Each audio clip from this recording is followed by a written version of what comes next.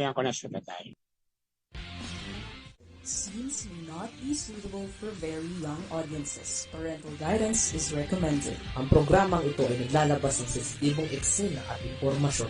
Striktong patnubay at gabay ng magulang ang kailangan.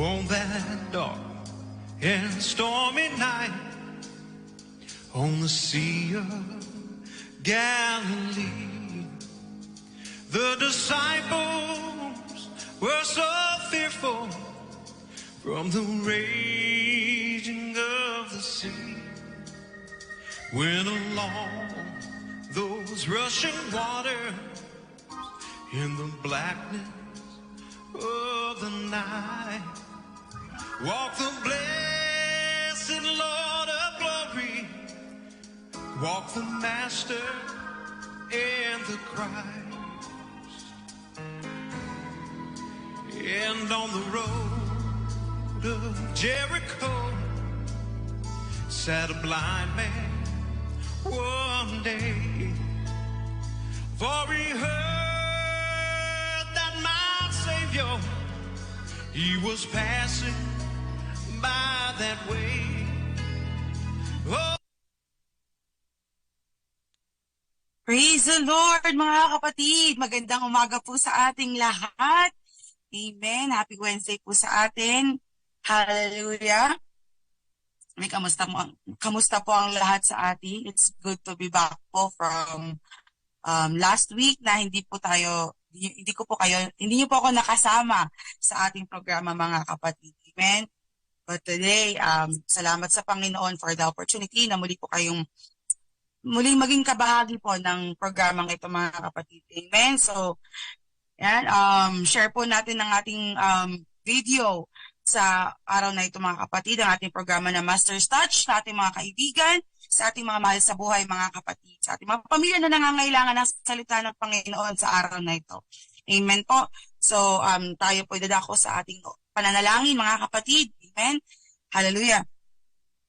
Praise God. Hallelujah. Jesus, pinupuri ka namin, Panginoon. Pinapasalamatan, O God, tunay kang dakila sa buhay ng bawat sa amin. Salamat, Panginoon, sa bagong araw na binigay mo sa amin, na kung saan, Panginoon, kami ay muli makakarinig ng iyong mga salita para ikalakas ng aming mga pananampalataya at katatatag ng aming relasyon, Panginoon, sa inyo, O God. Hallelujah, God. Muling dinadalangin namin, Panginoon, ang mayaman mong biyaya, ang patuloy na managana sa aming mga buhay, Panginoon, at sa aming pakikinig ng iyong mga salita. Muli mo kami, Panginoon, palakasin, encourage muli, O God, hallelujah, na magpatuloy sa aming paglakad sa inyong kalooban, O God, Jesus. Hallelujah, pagpalain mo, Panginoon, ang aming programa, na maabot nito, Panginoon, ng mga taong nangangailangan ng inyong mga salita, ng kailangan ng inyong encouragement, Panginoon, hallelujah, ipagpalain mo, Panginoon, hallelujah, ang bawat ginagamit mo, Panginoon, para sa programang ito, sa online Bible Study Ministry, Panginoon, maging kay Sir RV, Panginoon, hallelujah, na siyang aming tech support sa Kakampi online platform namin, O God, Jesus. Pagpalain, Panginoon, ang aming puting pastor na siya maghahayag ng iyong mga salita, hallelujah, bigyan niya po siya patuloy ng karunungan na nagmumula sa inyo, O God. Hallelujah, Jesus. And Lord, hallelujah, touch the hearts of everyone na makikinig. Hallelujah, at maabot namin, Panginoon, sa amang sulok ng mundo, O God, ang mga tao na nangangailangan ng iyong mga salita, O God, Jesus. Muli, Panginoon, sa inyong lahat kapurihan, pasasalamat at pagsamba. In Jesus' name, Amen. Amen. Hallelujah.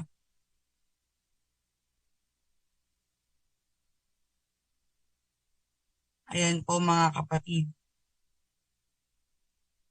Hallelujah. So muli, magandang umaga po sa ating lahat. Amen. At babatiin na po natin ang mga nag-birthday this week. Amen. Hallelujah.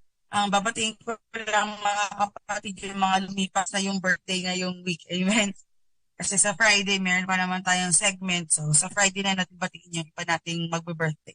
So this week, mga kapatid, Sister Monique Magsalin, happy birthday sa'yo. Ipagpalain ka pa ng ating Panginoon. And also, si Phoebe anak po ni Ma'am Risa Diego. Happy birthday, Phoebe. And ang malagana ang biyaya ng Panginoon sa inyong mga kapatid. Hallelujah.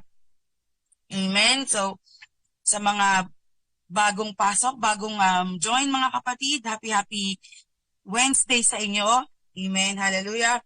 And plug natin mga kapatid ang ating church business. Alam naman po natin na meron tayong goal or meron tayong project ang ating iglesia mga kapatid, na tayo naglalayo na mabili natin yung lupa mga kapatid, makabili tayo ng lupa at makapagpatayo ng iglesia mga kapatid para sa kapurihan ng ating Panginoon. Amen. Kaya po nagkakaroon po tayo ng mga business ventures. Amen. At supportahan po natin ang ating business ventures. Dahil po ang ating Siomai Jaira na 5 pesos pa rin hanggang ngayon mga kapatid per piece. Amen. Hallelujah. And 1 pack po niyan with 30 pieces ay 130 pesos lamang po mga kapatid. Amen. So sulit na sulit po yan mga kapatid. And paniguradong masarap yan. Hallelujah. Paborito po namin baunin yan mga kapatid pa, kapag pupunta kami ng church at wala pa kaming kain, dyan kami dumadaan para kumain ng siomai mga kapatid sa ating tambayan. Amen. At nariyan din mga kapatid ang ating chili jaira na worth 100 pesos per bottle. Okay, masarap po yan i-partner sa ating siomai. Amen. At masabi po yan na ihalo sa ating mga ibang pagkain mga kapatid. Paniguradong gaganahan kayong kumain kapag kasama yan sa inyong hapagkainan mga kapatid. Amen. 100 pesos lamang po yan. And lahat po yan, gawa po yan ng ating mga kapatiran. Amen. Nariyan din po ang ating yamigong na 80 pesos per bottle. Lahat po yan gawa ng kapatiran. Kaya sigurado po tayong malinis sa pagkakagawa at sigurado masarap po yan mga kapatid. And kung gusto po natin maging reseller or distributor po ng mga produktong ito, contact niyo lamang po ang ating butihing Pastor Aldwin Gumba. Amen. Para makapagbigay sa inyo ng deals para sa mga produktong ito mga kapatid. And also mga kapatid, nariyan din ang ating TMC Food House. Amen. Na located sa Miramontes Subdivision sa Soldiers Hill, Caloocan. Amen. So malapit lamang po yan sa church, kaya po nadadaanan talaga yan kung papunta ka ng church at hindi ka pa nakapag-breakfast or kung ano man, daan ka doon mga kapatid. Or gusto mong magmerienda, daan ka rin doon. Amen. Nag-offer po tayo ng mga breakfast meals, mga silog meals mga kapatid, at meron din tayong mga ulam na ino-offer pagtanghali at hapon mga kapatid. Amen. At nariyan din po, meron po tayong Anli Lugaw, hanggang ngayon, 20 pesos pa rin mga kapatid. Amen. Anli Lugaw pa rin yan. At meron din po tayong pares at mami. At ngayon po, nag-serve na rin po tayo ng mga burgers and footlong mga kapatid. Amen. At meron din po tayong mga merienda paghapon na pancakes at kung ano pa man mga kapatid. Amen. So, supportahan po natin ang ating TMC Tambayan or Food House mga kapatid para po makalikom tayo ng pera or makalikom tayo ng funds para po sa ating church project na lupa at simbahan mga kapatid. Amen. At shout out sa masisipag nating mga cooks at mga taga-bantay ng ating store. Bagamat busy sila mga kapatid. Amen. Salamat sa patuloy niyong pagbibigay ng time para sa ating business, church business mga kapatid. Amen. At sa mga sandaling ito mga kapatid, tayo po yung makikinig muna ng isang mapuring awit sa ating Panginoon. Amen. Sama-sama po tayo magpuri sa ating Panginoon habang nakikinig po sa awiting ito.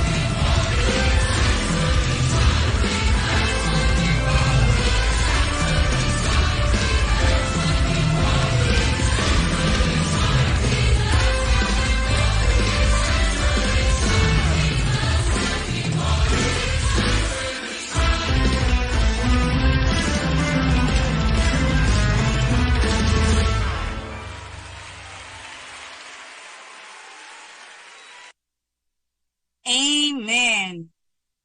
There's no one like our God, mga kapatid. Amen. Hallelujah. At sa ating pagpapatuloy, mga kapatid, batiin ko lamang po yung mga nakita ko naka-online ngayong umaga. Nanay Ochi, salamat po sa patuloy niyong pagsuporta sa ating programa.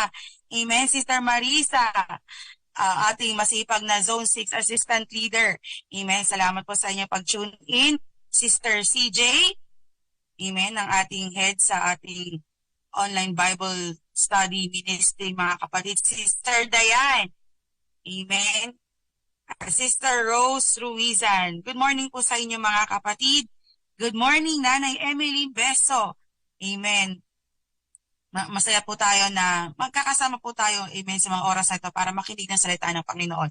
Amen po. So don't forget po, mga kapatid, to subscribe to our YouTube channel, amen. Tatak TMC channel, nariyan po yan sa ating screen. And also like us and follow us on Facebook, Touch Ministry Center-UPC. Good morning, Sister Hannah Armingol. Thank you po for tuning in. Amen. At sa ating pong kung gusto po natin sumuporta sa ating gawain, mga kapatid, through our offerings, pwede po tayo magbigay sa 0995-843-7149. Amen. Diyan pwede padala sa GCash account po na yan, yung ating mga offerings na nais po nating maitulong sa gawain po ng ating Panginoon, mga kapatid. And also, you can send stars, mga kapatid, sa ating platform, ang Kakampi online na platform, mga kapatid. You can send them stars. Amen. Para naman sila rin ay mabless, mga kapatid, sa programang ito. Amen po. So dito pagtatagal, mga kapatid, para mabigyan natin ng mahabang oras ang salita ng Panginoon. Hallelujah. Ibibigay na po natin ang pagkakataon na ito sa ating putihing pastor. God bless po, Pastor Alvin Tumba. Praise the Lord. Magandang araw po sa inyo lahat sa pangalan ng ating pong Panginoon. Tunay nga na ang Diyos ay mabuti. Nagpapasalamat tayo. Wow, ang ganda ng background to. Para kung nasa kagubatan. Praise the Lord. Okay.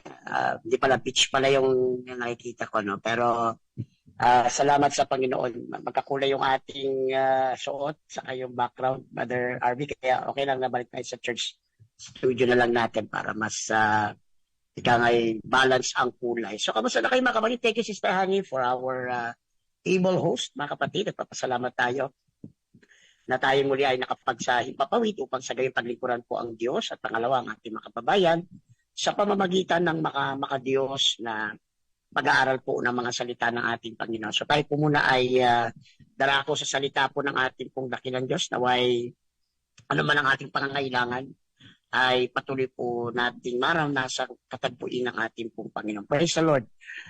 Well, alam niyo po, ipag-pray natin, meron pong bagong virus na nagmula sa India. Okay. Salamat sa ating Panginoon. Alright. Nagpapasalamat tayo sa ating Panginoon na itong mga nangyayaring ito ay lalong nagpapahiting ng ating paghahanda sa nalalapit ng pagbabalik ng ating pong dakilang Diyos. So pray natin na wag po itong makarating sa Pilipinas sapagkat ito po ay mas deadly pa sa COVID. At kumbaga kung ito ay makakarating ay matinding quarantine na naman ang gagawin natin para hindi po ito kumalat ng kumalat. So let's pray na ingatan tayo ng Diyos, yung ating makababayang mapupunta sa mga bansang malapit yan, o mismo sa India. And we pray that walang will ang Diyos. Bakit naglalabasan itong mga matitinding virus? Praise the Lord. 2 Corinthians chapter 5, verse 1 up to 10. Basahin po natin muna ang 2 Corinthians chapter 5, verse 1 up to 10, ito po ang sabi sa atin ng salita ng ating pong Panginoon. Praise the Lord. Verse 1 up to 10 ng 2 Corinthians chapter 5. Sapagkat nalalaman namin na kung masira ang aming bahay na tabernakulong ito, o tabernakulong ukol sa lupa, topic of our body, ay mayroon kaming isang gusaling mula sa Diyos. Bahay na hindi gawa ng mga kamay, walang hanggan sa sangkalangitan. Sapagkat tunay na sa ganito kami ay nagsisihibik na nangagnanasang mabihisan kami ng aming tahanang mula sa langit. Kung mabihisan nga kami niyaon ay hindi kami makasusumpungang hubad.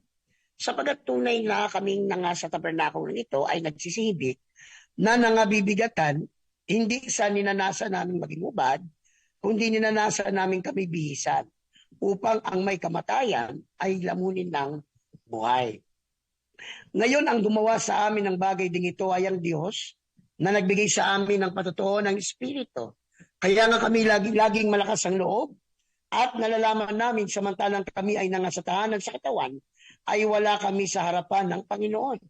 Sapagkat nagsisilakad kami sa pamamagitan ng pananampalataya, hindi sa pamamagitan ng paningin.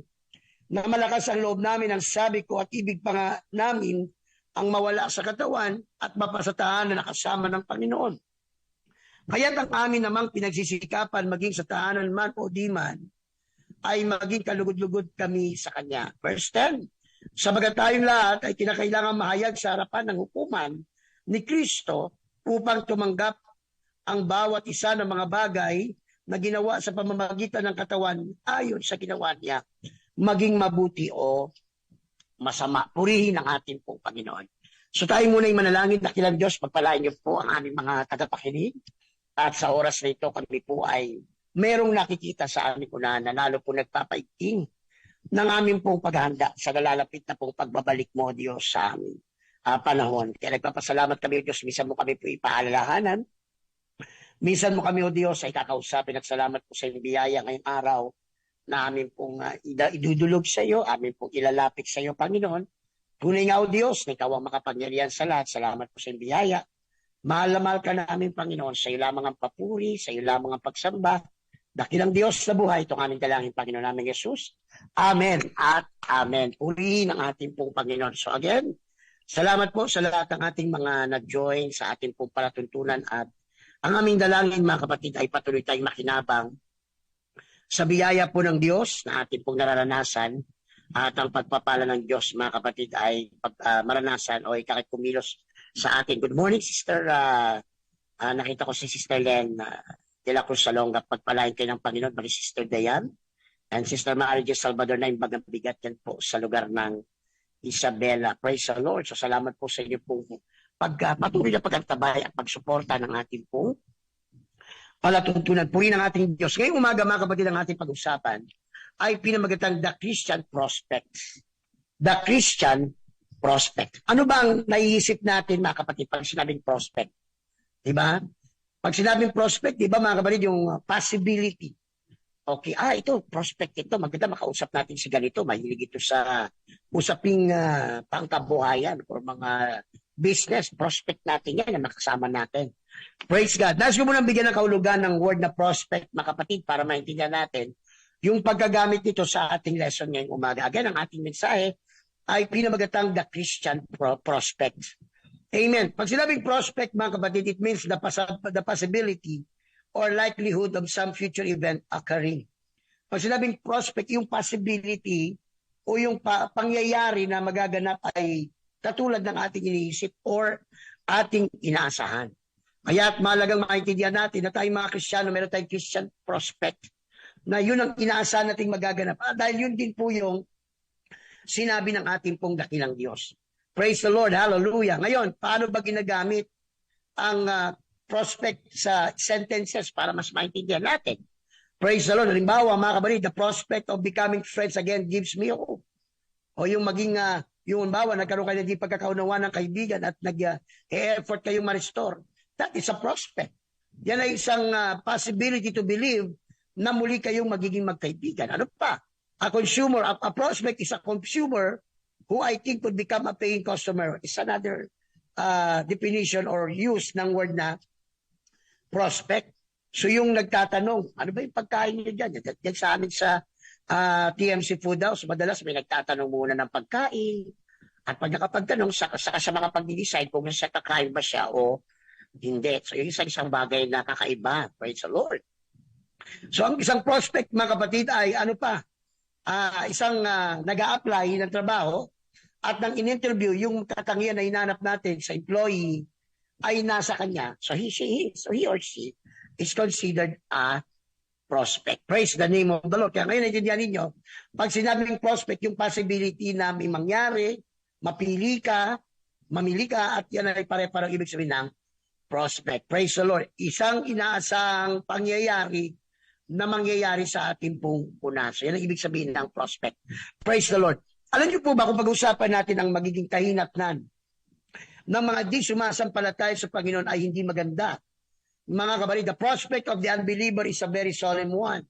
Ibig sabihin mga kabarid, walang magandang kahinatnan pag ang tao ay mananatiling makasalanan at mananatili pong hindi sumasampalataya sa ating Panginoon. Sa Word of God, dalawa lang naman ang ibig sabihin ng unbelieving, sinner. Praise the Lord. Marami sasabihin ng iba, Pastor, naniniwala naman, di ba yan sila? O nga, sa paniniwala nila, pero hindi sa paniniwalang ayon sa salita ng Diyos. Kaya kung may paniniwala kang hindi ayon sa salita ng Diyos, you are still an unbeliever. Because you don't believe the Word of God. You are believing what you want to believe. Kaya ang isang unbeliever ay isang tao na ang pinaniniwalaan niya yung kanya lang paniniwala at hindi yung paniniwala na nakaayon sa salita po ng ating pong Panginoon.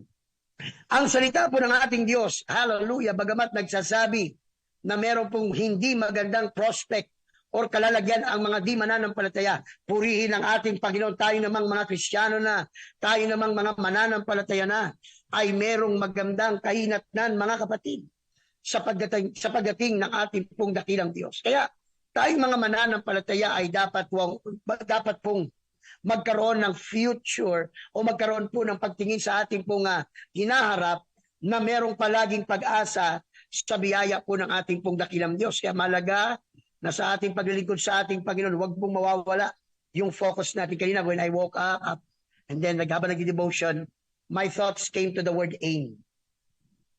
Diba? How do you aim? Ilang thought na pumasok sa akin. So, totoo yun, mga kapatid, ano? Wala tayong problema sa target. Wala tayong problema sa goal. Pero ang tanong, how do you aim?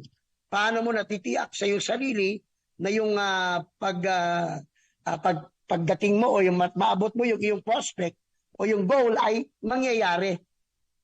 Mga kapatid, praise the name of the Lord.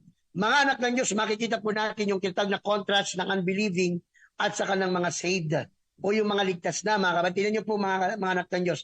Sinasabi ng salita ng Panginoon ang magiging kahinatnan or prospect ng mga unbeliever, they will go to the place of torment, hell.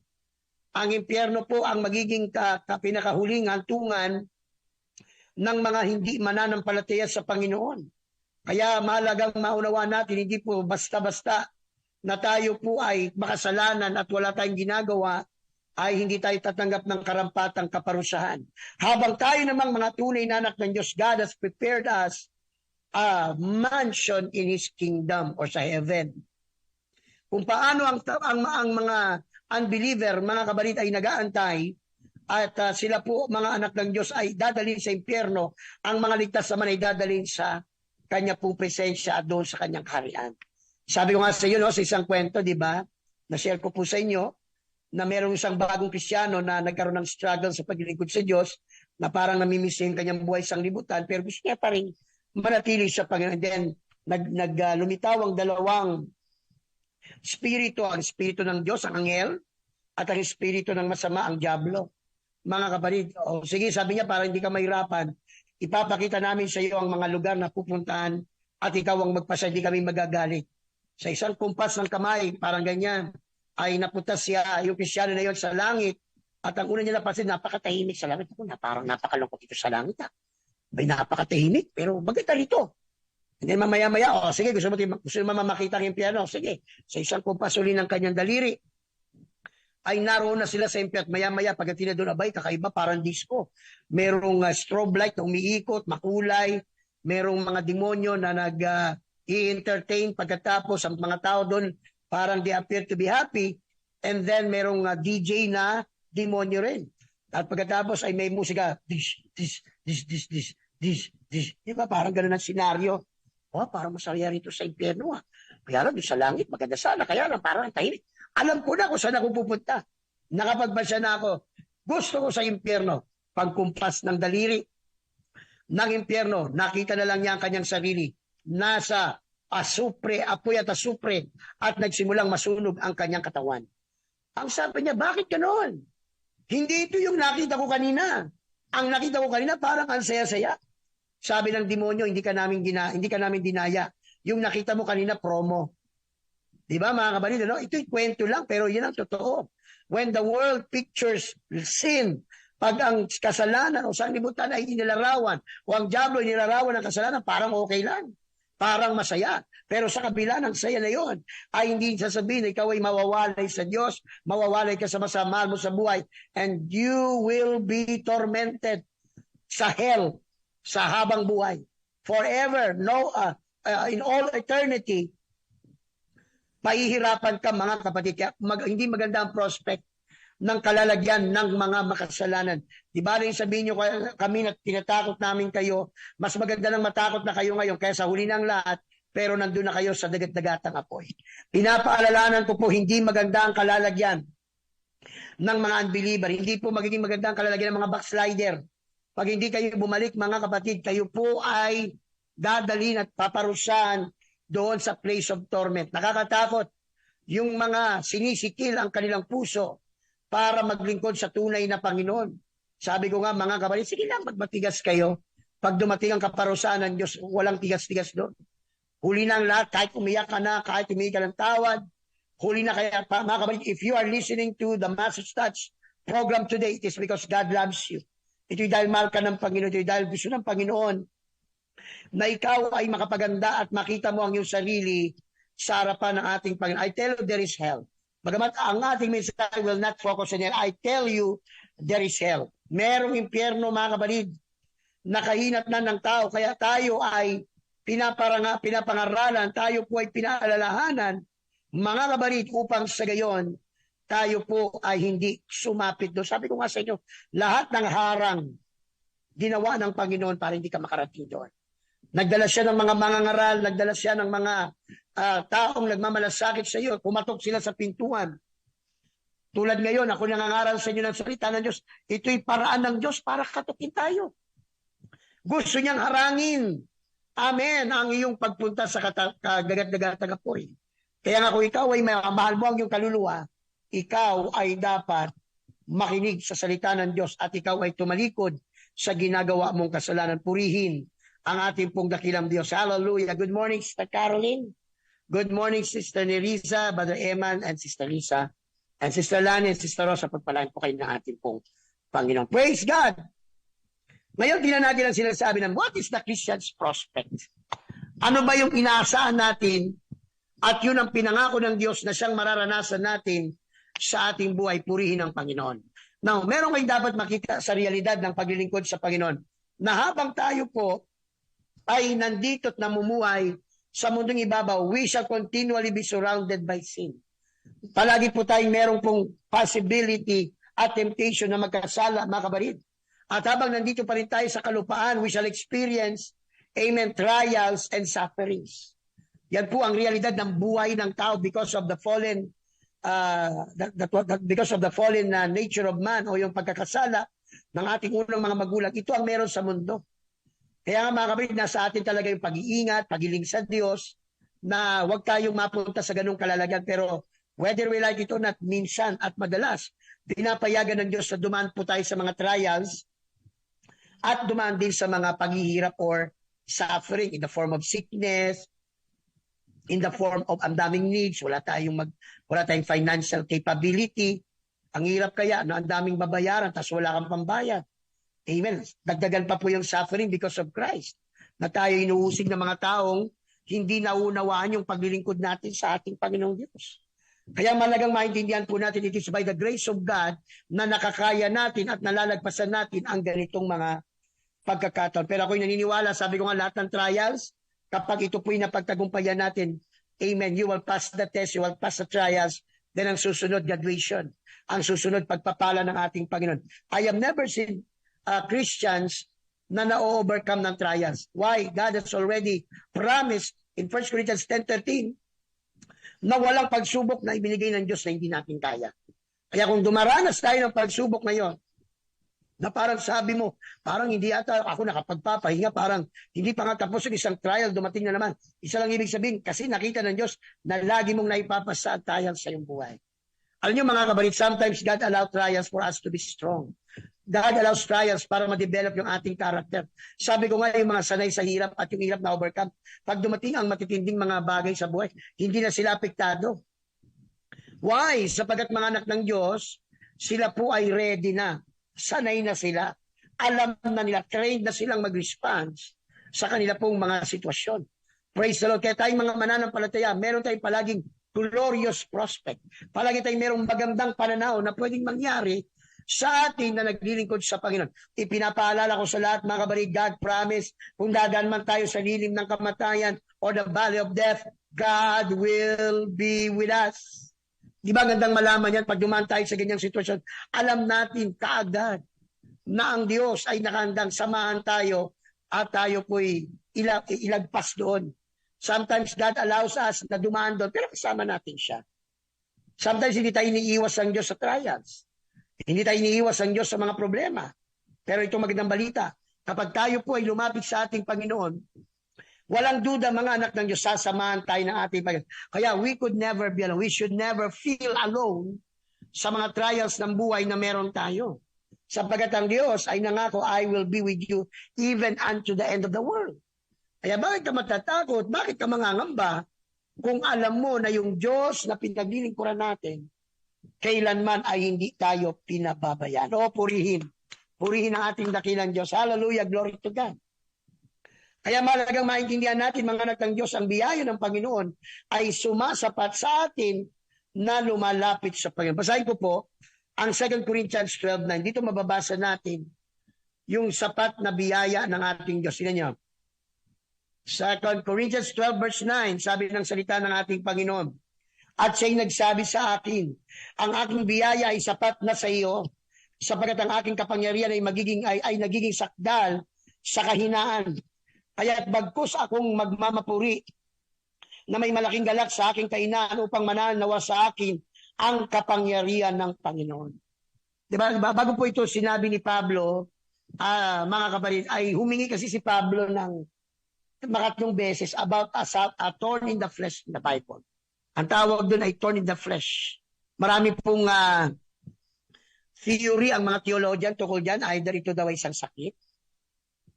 Pero hindi ko masabing sakit, mga kapatid, pero walang na-record. Pero mas naniniwala ko, pwedeng ito yung demonyo na laging sumusunod sa kanya mga pagpapagal para sila. Pero ano man ito, pare-pareho ang effect.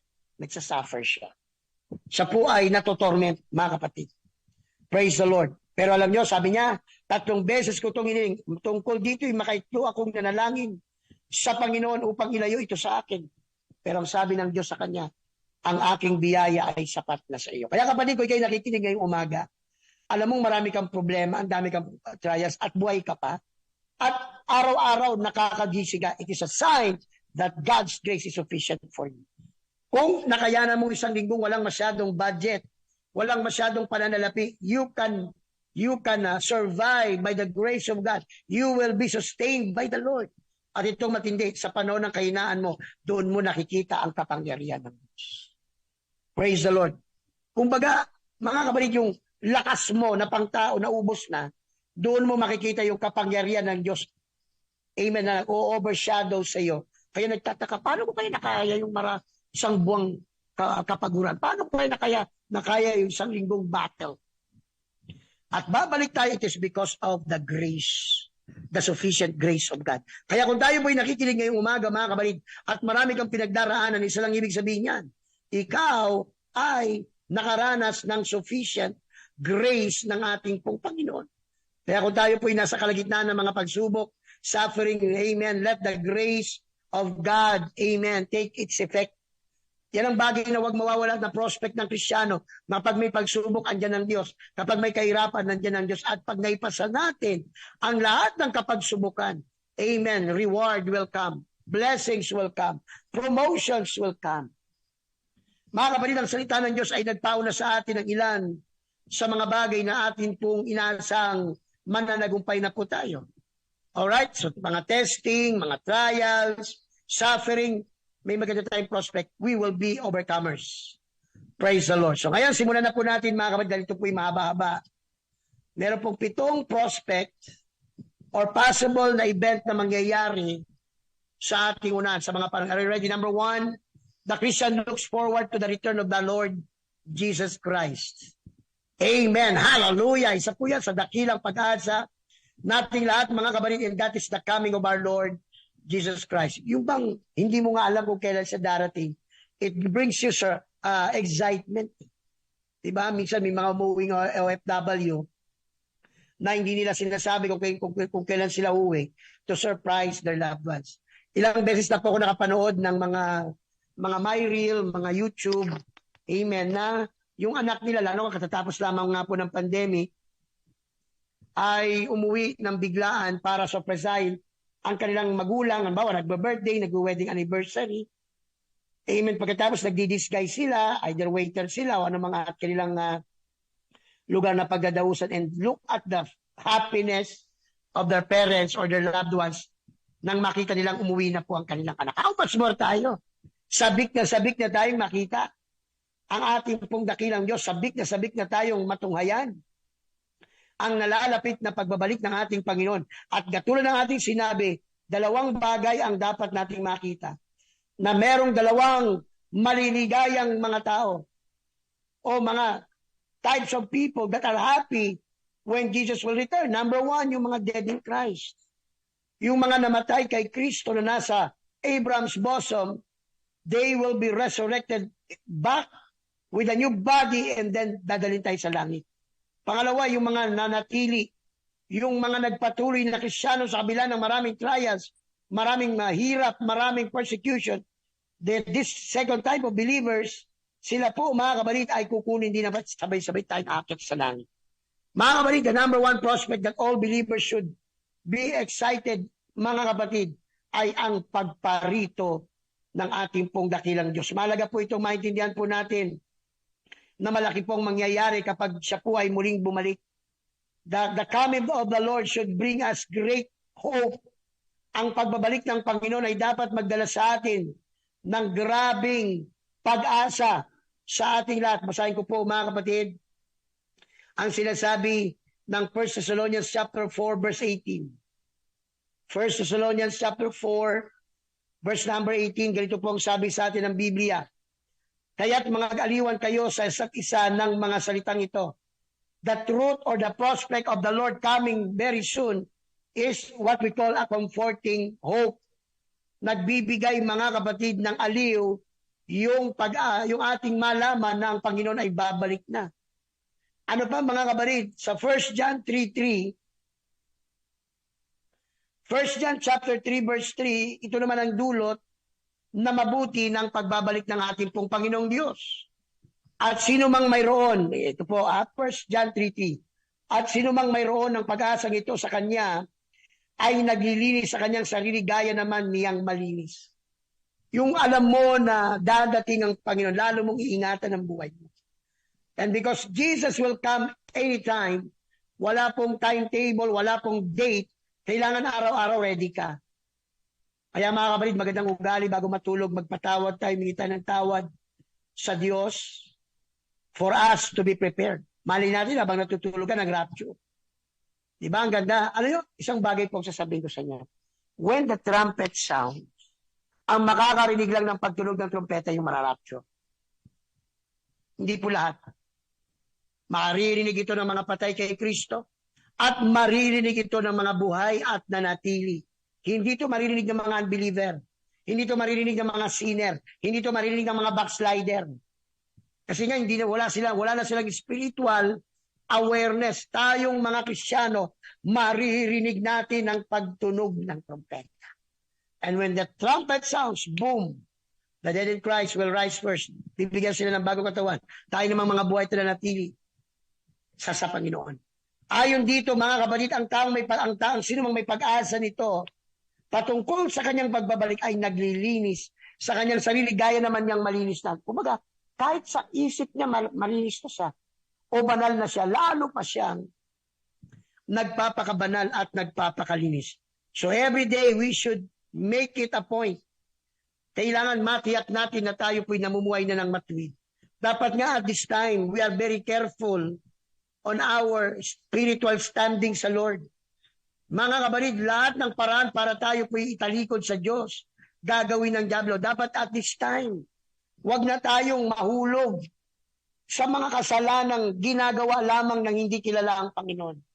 Iwasan na po natin ang mga pagkakahulog sa mga kasalanan, mga kabarid, na siyang maghihiwalay sa atin at dadalhin tayo sa eternidad. Katandaan niyo ito, mga kabarid, hindi maghinawa ang Diyos na tayo po'y itapon sa impyerno kapag tayo po'y magbabackslide. Hindi maghinawa ang Diyos na tayo parusahan sa impyerno kapag tayo po ay namumuhay pa rin sa kasalanan. God gave us not grace. Sabi ng Romans 6, diba, verse 1, tayo ba'y magpapatuloy sa kasalanan para ang biyaya ng Diyos ay managana? Hindi po ganoon ang inaasahan dapat ng Diyos sa atin. Kaya napakahalaga sa ating mga Kristiyano na lahat ng pag-iingat pagdating sa kasalanan, huwag na po natin maranasan. Sabi ng Titus chapter 2 verse 13. Titus chapter 2 verse number 13.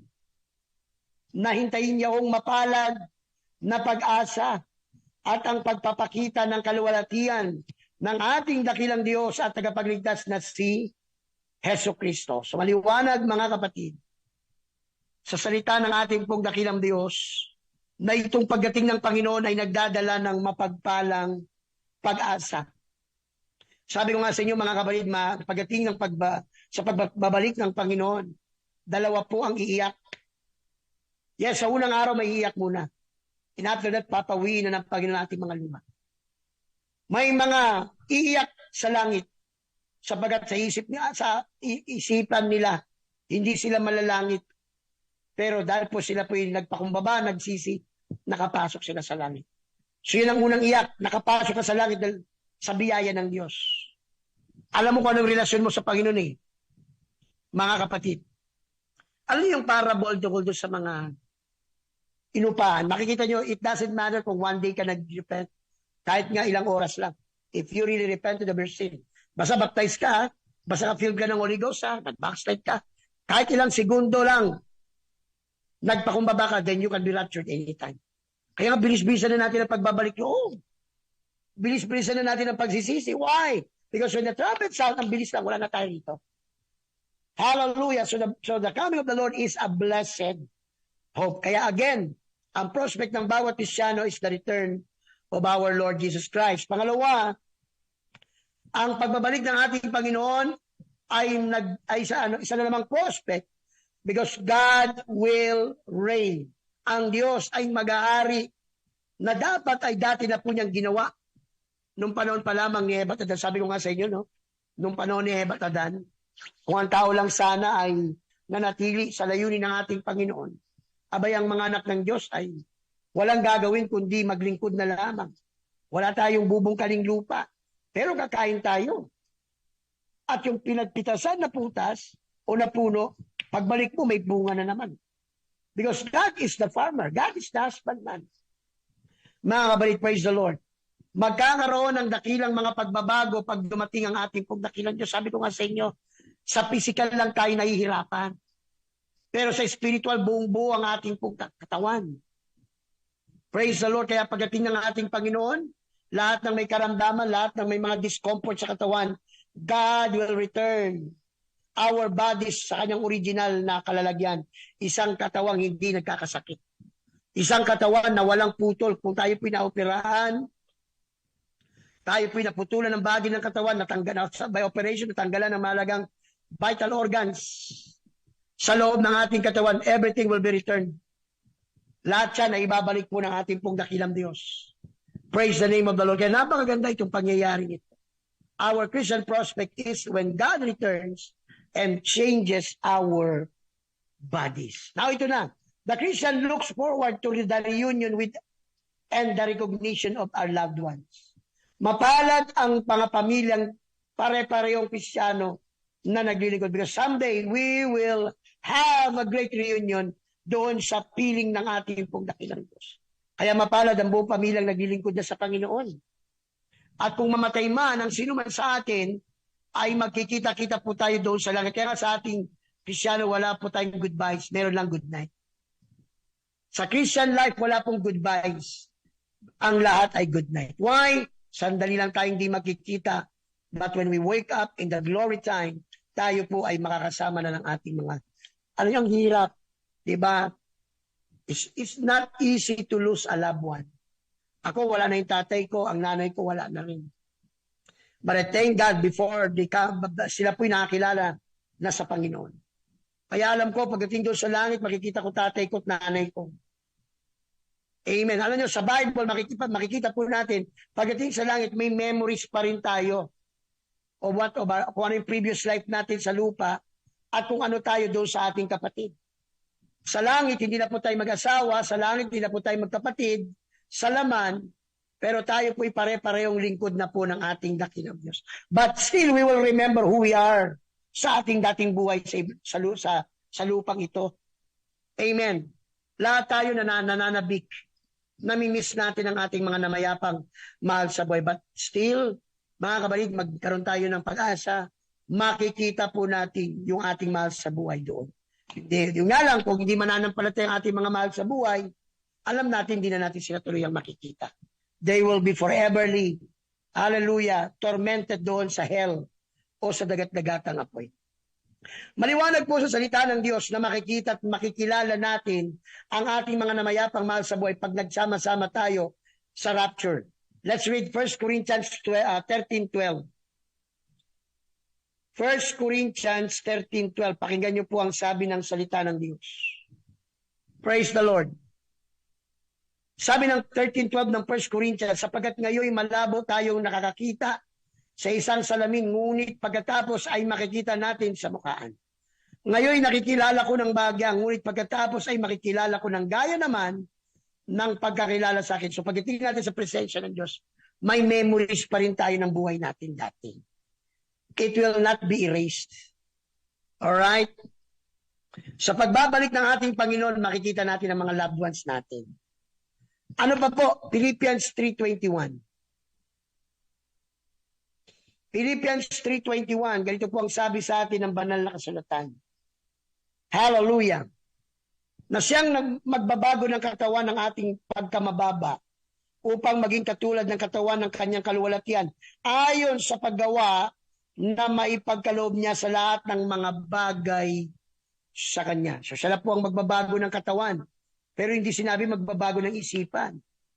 So our memories and our thoughts will linger.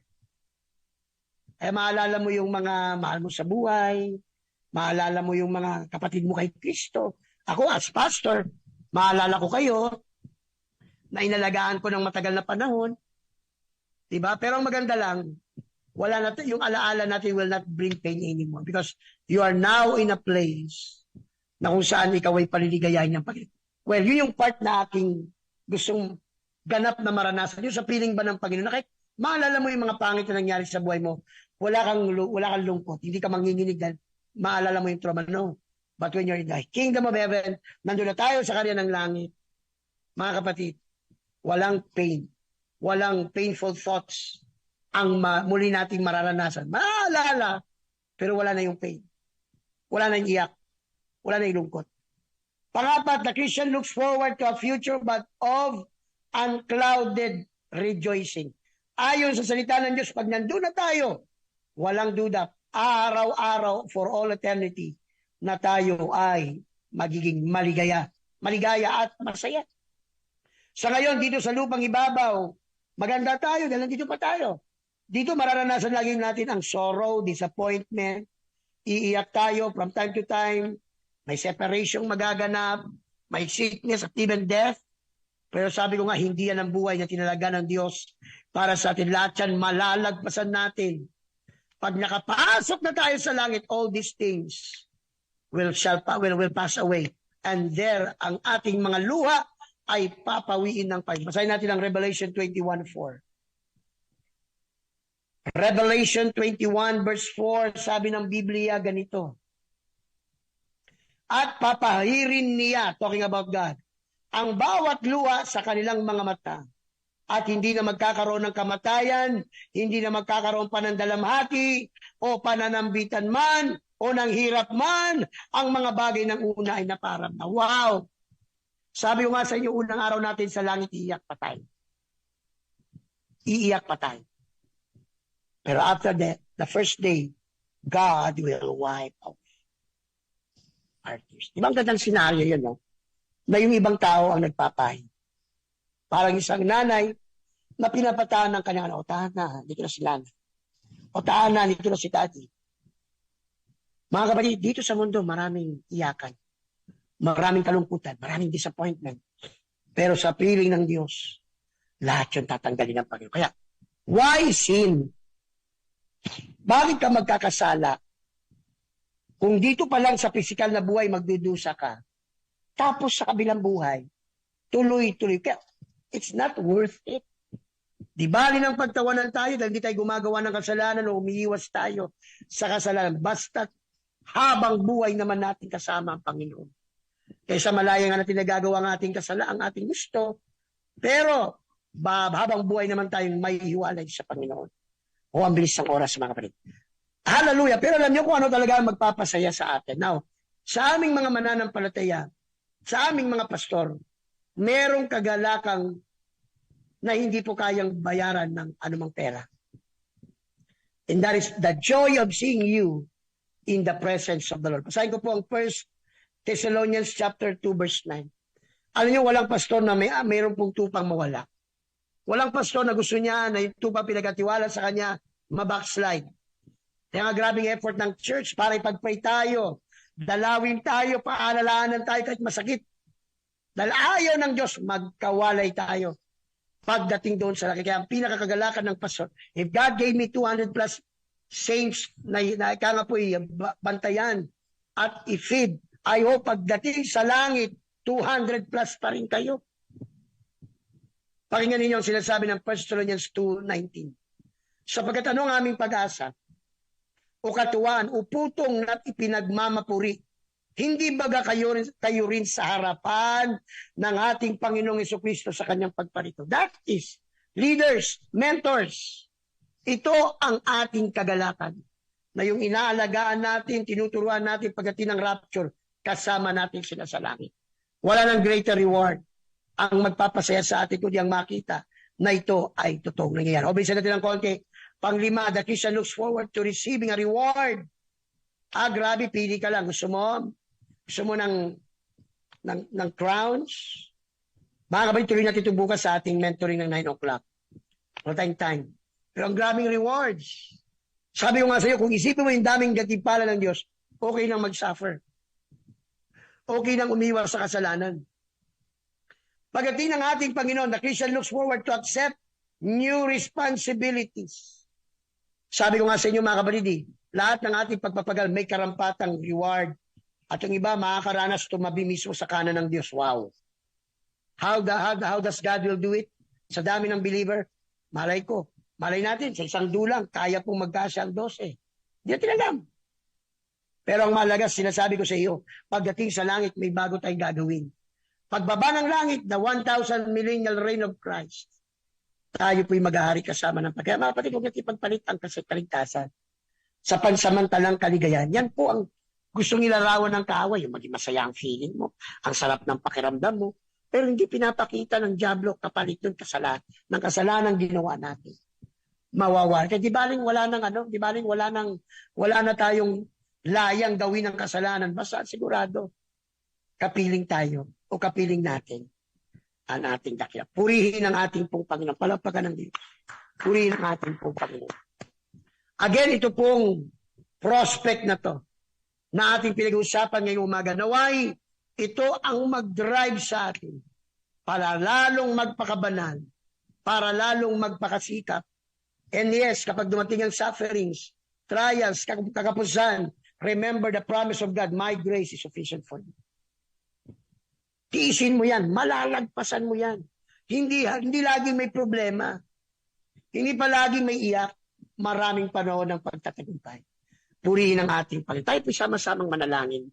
Sa oras na ito, tayo lumapit sa ating dakilang Diyos at maranasan natin ang kanyang dakilang biyaya sa oras na ito. Panginoon, nagpapasalamat kami sa pagkakataon muling binigay mo sa amin para maapaalalahanan that in our life, sa aming buhay Kristiyano, ay meron na pong mga prospective events na magaganap sa amin. Kaya salamat po na ito'y mangyayari sa pagbabalik mo. Kaya Lord, ingatan niyo po kami, Panginoon. Bigyan mo kami ng desire to live holy, to please you, God. Na huwag namin paligayahin lang ang aming sariling kagustuhan. Help us, O God, to walk according to your path of righteousness. And tonight, O God, dinadalangin ko po, Amen. Ang lahat ng aming mga tagapakinig, pagpalain niyo po, Diyos, ang kanilang buhay. Ano man ang kanilang mga pinagdadaan ng suffering, sakit, problema, kakapusan, Lord, abutin mo po sila, Panginoon. Lord, may mga ubo, sipon, trangkaso, God, right now, Lord, pati sore eyes, COVID, at itong bago, yung Nipah, Father, touch them today and let them experience your power. Dahil Diyos, dinadalangin ko, Panginoon, ang mga may mga cancer, may mga bukol, Lord, let them experience your power, dear God. Mangusap ka, Panginoon. Dalhin mo kami sa landas, Panginoon, ng pagkakilala po sa iyo, dakilang Diyos. Amen. Lahat ng mga nakakaranas ng kakapusan doon, remember their needs. Mag-open ka ng mga opportunities for them to be helped. For them, oh God, hallelujah, ay malagpasan ng kanilang mga financial trials. Lord, ang mga na-stroke, touch mo po ang kanilang katawan, na naapekto ng stroke, gigising kami isang araw, kami po ituloy na. Thank you for blessing, Brother Ronald. Thank you for blessing, amen, Sister, hallelujah, Mary Jean, maging Panginoon, yung blessing na inaantay namin ni Sister Violi. Lord, ano mga balakid, we come against it right now. Sinasaway namin ang mananakmalang gusto na, ang gawa ng kaaway na sulutin ang pagpapalang ito, takot ang diablong ito, na mapagpalang church because of this blessing. And Lord, help us to keep our relationship towards you.